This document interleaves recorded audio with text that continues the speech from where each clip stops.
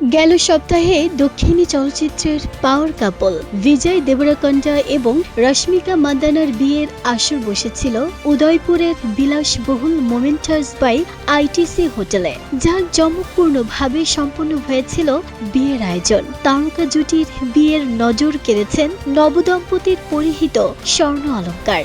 বিয়ের দিন এই জুটিকে দেখে মনে হয়েছিল ঠিক যেন স্বর্ণ মোড়ানো কোনো রাজপুত্র ও রাজকন্যা।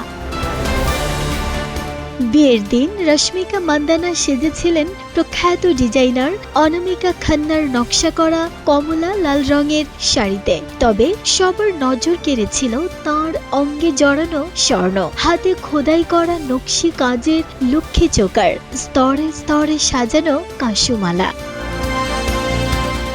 জুয়েলার্সের তৈরি এই গয়নাগুলো ছিল 22 ক্যারেট। প্রতিটি পিস দক্ষিণ ভারতীয় মন্দিরের স্থাপত্য এবং পৌরাণিক চরিত্রের আদলে তৈরি করা হয়েছে। জানা গেছে, রশ্মিকার জন্য এই অলংকারগুলো তৈরি করতে কারিগরদের দীর্ঘ 10 মাস সময় লেগেছে। ভারতীয় সংবাদ মাধ্যমগুলো বলছে, অভিনেত্রীর বিয়ের গয়নার মোট ওজন ছিল প্রায় 1.5 থেকে 2 কেজি। এর মধ্যে ছিল কমরবন্ধ, মঙ্গলসূত্র, নেকলেস এবং কপালে পরার বাসিকাম। এই অলংকারগুলোর আনুমানিক বাজার মূল্য 4 থেকে 5 কোটি টাকা।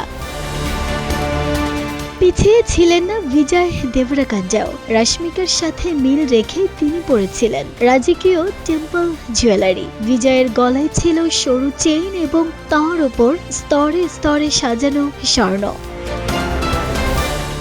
বিজয়ের গয়নার মূল থিম ছিল পৌরাণিক আভিজাত্য। তাঁর অলংকারে হাতির এবং বাঘের মোটিফ ব্যবহার করা হয়েছিল।